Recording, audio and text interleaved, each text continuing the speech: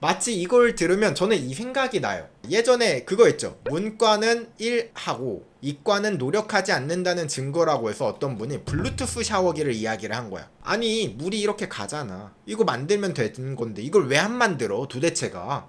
그거랑 똑같은 겁니다. 오늘 주제는 조금 민감합니다. 군사 기밀 유출과 관련해서 이야기를 한번 해볼 거예요. 2024년 6월 중순이었을 거예요. 우리나라에 오피셜 해커가 있습니다. 제가 오피셜 해커에 대해서는 여러분들께 몇 번 이야기를 드리긴 했어요. 블랙 해커처럼 허락 없이 해킹하는 해커 중에서는 안 잡히는 해커들이 있다. 그게 어떤 해커냐? 오피셜 해커다. 국가에서 지원을 해주는, 이게 암암리에 다 있어. 없다고는 못하죠. 우리나라에도 오피셜 해커가 있고 미국, 영국, 프랑스 뭐 이런 유명한 나라들도 다 있어요. 이 오피셜 해커, 우리말로 하면은 정보요원이라고도 해요. 이 정보요원이 출근을 해서 일을 합니다. 그날 들어가서 그날 받은 프로젝트가 무엇이냐? 중국의 랴오닝 성에 있는 무역회사를 해킹하는 거였어요. 왜냐? 그냥 쓸데없이 해킹하는 건 아니에요. 이분들이 중국 랴오닝 성에 위치해 있는 어떤 무역회사가 의심이 가. 아무리 봐도 제가 너무 수상한데 야 쟤네 정보 좀 찾아봐라. 그래서 오피셜 해커가 그날 출근해서 이 무역회사를 해킹하기 시작합니다. 쫙 정보 수집을 하고 있는데 어라? 여기에 북한 정보가 잔뜩 있는 거예요. 이 중국 랴오닝 성에 있는 이 무역회사가 알고 보니까 어떤 회사야? 북한의 위장 기업이었던 겁니다. 무역회사를 통해서 해킹도 하고 정보 수집도 하고 이런 첩보 활동을 하고 있던 회사였어. 대박. 오케이, 오늘 한 건 했네. 그리고 찾아보던 중 이상한 자료를 하나 더 찾습니다. 여기에 어떤 게 있었냐면 무슨 명단 같은 게 있었어. 이름, 무슨 소속, 암호 코드명. 그래가지고 어라? 이게 뭐지? 하고서는 설마 이거 북한 스파이의 명단이구나. 대박. 나 오늘 칭찬받겠다. 지금 북한 서버를 털어가지고 이 북한의 기밀 정보를 내가 찾아왔다. 아주 신났습니다. 근데 그 명단의 이름을 보니까 어라? 대한민국 국군정보사령부 정보작전요원 명단. 우리 거였네? 그분이 아마 그 생각이 들었을 거예요. 또 내가 착각했네. 이게 지금 폴더가 로컬 서버였구나. 나 지금 북한 기업 지금 들어와 있는 줄 알았는데 이거 지금 내가 서버 설정 잘못했네 하고서는 서버 주소를 다시 확인하는 순간 북한 위장 기업 서버가 맞았죠. 여기서 발견된 정보가 무엇이었느냐? 현직 정보요원의 암호명과 본명, 나이, 위장 직업, 업체명, 활동 국가 등 신원 정보들이 쭉 나열되어 있었대요. 이게 위장 직업이라고 하면 현장 정보요원 중에서 블랙 요원도 있었다고 합니다. 하필 이쯤 돼서 지금 블랙 요원 중에는 북한 정보를 수집하는 요원들도 있었어요. 근데 이 북한 정보를 수집하는 요원들이 연락이 두절됩니다. 그러면서 비상이 났죠. 우리나라가 진짜 크게 발칵 뒤집혔어요. 전국에 있던 블랙 요원들이 긴급 한국으로 소환됐고, 그리고 소환되지 못하신 분들도 계십니다. 연락이 두절되신 분들도 계셔요. 그러니까 이 블랙 요원의 명단이 유출이 되었으니까 살아 돌아오기가 조금 힘들었던 거 아닐까라는 생각이 조금 듭니다. 아마 여러분들이 이 기사들을 좀 찾아보면요, 휴민트라는 단어를 들어보실 수가 있을 거예요. 그래서 이 휴민트에 대해서 여러분들께 좀 이야기를 드려보자면요, 휴민트는 무엇이냐? 여기에 보면 인간 정보라고 되어 있죠. 휴먼 인텔리전스라고 합니다. 보통 인텔리전스를 정보 수집이라고 이야기를 하거든요. 그래서 해킹에서는 오신트, 시진트 뭐 이런 게 있어요. 오신트는 뭐냐면 오픈소스에서 인텔리전트, 오픈소스를 통해서 정보를 수집한다. 뭐 구글이나 아니면은 뭐 인터넷 정보들 있죠. 이런 걸 가지고 정보를 수집하는 게 오신트. 시진트 같은 경우는 신호 있죠. 전파 신호라든가 이런 거 가지고 정보를 수집하는 걸 시진트. 그래서 휴민트는 인간을 통해서 정보를 수집하는 거예요. 쉽게 말하면 정보 요원, 스파이라고도 하죠. 이게 휴민트라는 인력이 굉장히 만들기가 쉽지 않습니다. 왜냐? 휴민트 인력을 구축하는 데는 몇 년에 걸쳐서 신분을 만들어야 돼. 이 휴민트는 사람의 신뢰를 가지고 정보를 얻어내야 되잖아요. 누구랑 친해진다거나 아니면 누군가와 명성을 쌓는다거나 이거를 하루 이틀 안에 쌓을 수 있는 건 아니잖아요. 그렇다 보니까 이 휴민트 인력을 구축하는 데는 수십 년이 걸리기도 한다고 합니다. 근데 이 인력들이 한순간에 다 날아가 버렸죠. 그러니까 몇십 년에 걸쳐서 이 사회 정보 공작을 하기 위해서 나가서 신뢰를 쌓고 있던 분들이 초기화가 된 겁니다. 포맷이 돼버렸어. 그래서 사실 우리나라의 이 휴민트 인력에 엄청난 큰 타격이 있었던 사건입니다. 아마 여러분들도 기사를 통해서 봤을 때 와 이거 장난 아닌 거 아니야? 라고 생각이 드셨지만 그것보다 조금 더 할 수도 있긴 합니다. 물론 전체 공개는 아니겠죠. 전체 공개는 아닌데 그래도 공개된 인력만 해도 들어간 돈이 얼마입니까? 자, 이 범인이 밝혀졌어요. 이 범인을 어떻게 발견했는가 제가 이야기를 드려보도록 할게요. 범인을 검거를 어떻게 했을까요? 유출된 데이터를 쫓아가는 거예요. 어떤 정보들이 유출되었는지 그리고 그 정보를 누가 열람했는지 이런 것들을 쭉 찾다 보니까 수상한 점이 발견된 거예요. 무슨 수상한 점이냐? 중국의 클라우드 서버로 이 정보가 올라가고 있었는데 그게 한국의 IP였고 정보사의 직원 중에 한 명일 것이다. 그래서 정보사 직원들을 쭉 확인해 보니까 정보사에서 근무하고 있던 군무원분의 개인 노트북에 이 정보가 들어있었던 겁니다. 지금 이 유출된 데이터가 군무원 개인 노트북에 들어가 있어. 그러면 이거 사실 빼박이죠. 이 군무원 개인 노트북에 이 명단에 왜 있어? 그래서 이제 바로 이 군무원을 구속합니다. 7월 30일 날 구속을 해요. 그러면 이 군무원은 뭐라고 했을까요? 그 당시 군무원의 입장입니다. 네? 제 노트북에 그런 게 있었어요? 아 뭐지? 요새 그 북한 애들 해킹한다고 하는데 북한 애들이에요. 저 해킹 당했음. 이걸 시전하게 됩니다. 근데 사실 이 시대에 가장 좋은 핑계는 제가 생각해도 해킹이에요. 그래서 이런 사건도 있었어요. 무슨 사건이냐? 병원에서 어떤 허위 과대 광고를 해서 적발을 됐대요. 그래서 의사한테 이제 고소를 때리니까 이 의사가 그 허위 과대 광고 제가 한 게 아니라 아이디가 해킹 당했어요. 제가 한 게 아니라 나쁜 해커가 제 계정을 해킹해서 제 병원에 광고글을 올렸어요.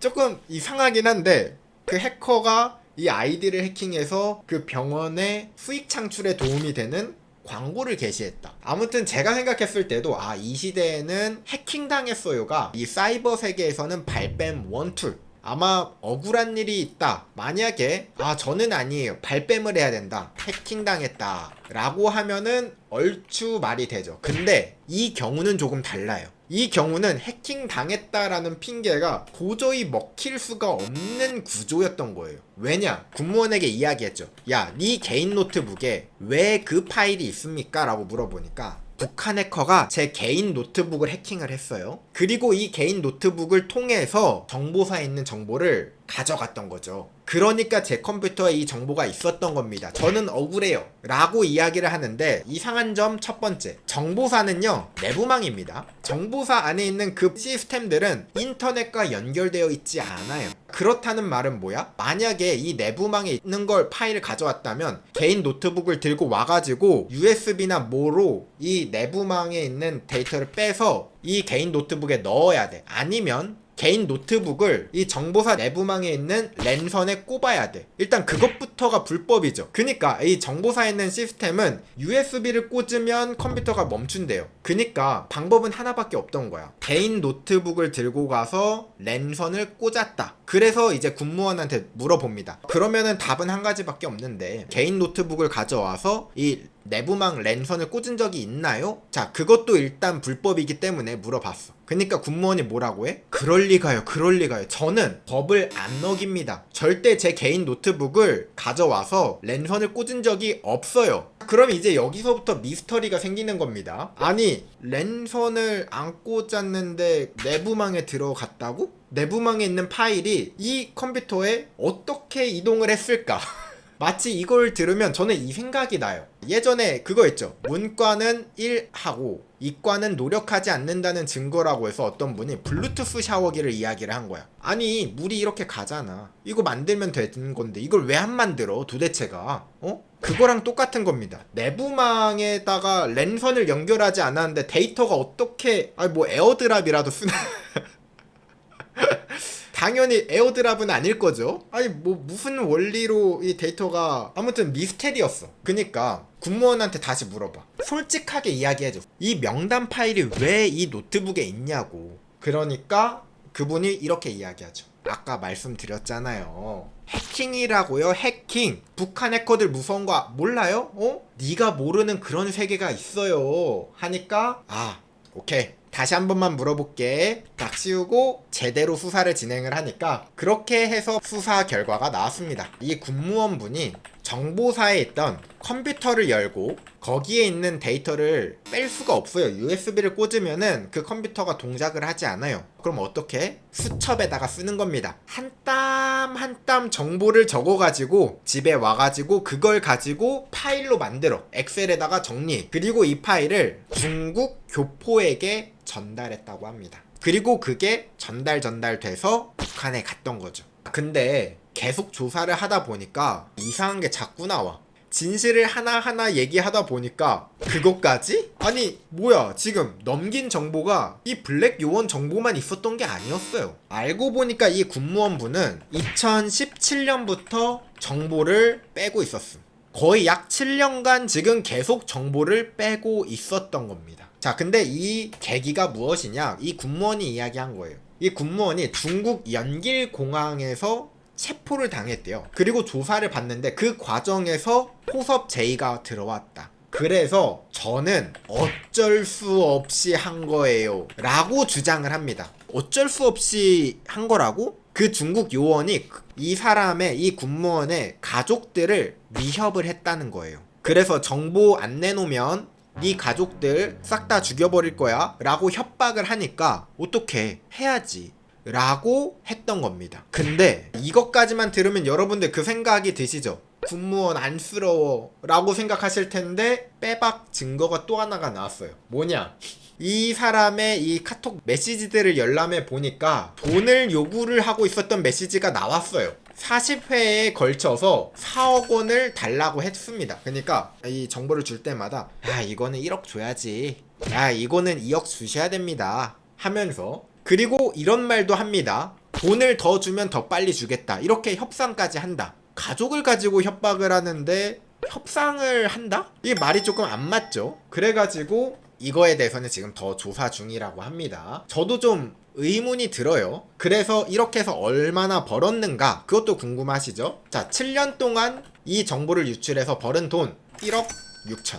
7년 동안 정보를 빼서 1억 6천만 원을 벌었대요. 1억 6천이면은 굉장히 큰 돈이죠. 근데 여러분들도 생각이 드시죠? 사실 이 해킹 분야에서 개인정보 유출로 돈을 받는 경우 얼마를 받아? 보통 억대를 받는단 말이야. 근데 7년 동안 1억 6천? 의문이 듭니다. 그래서 어떤 식으로 정보를 빼갔냐? 아까 제가 이야기 드린 것처럼 보고 메모하고 파일 만들어서 전송하고. 근데 매번 이렇게 쓰면은 자료 많은 거 있으면 좀 힘들기도 하잖아. 그래서 어떻게 해요? 가끔은 핸드폰으로 몰래 촬영도 했다고 합니다. 사실 이 정보사에서 이렇게 핸드폰 몰래 촬영했다라는 거는 이게 굉장히 엄청 큰 범죄거든요. 왜냐면은 이런 기밀 시설 같은 데 가면은 핸드폰에 보안 스티커를 붙이게 되어 있어요. 근데 보안 스티커를 안 붙이고 들어갔다라는 거죠. 이 핸드폰 몰래 촬영했다라는 거는 사실 정보사에서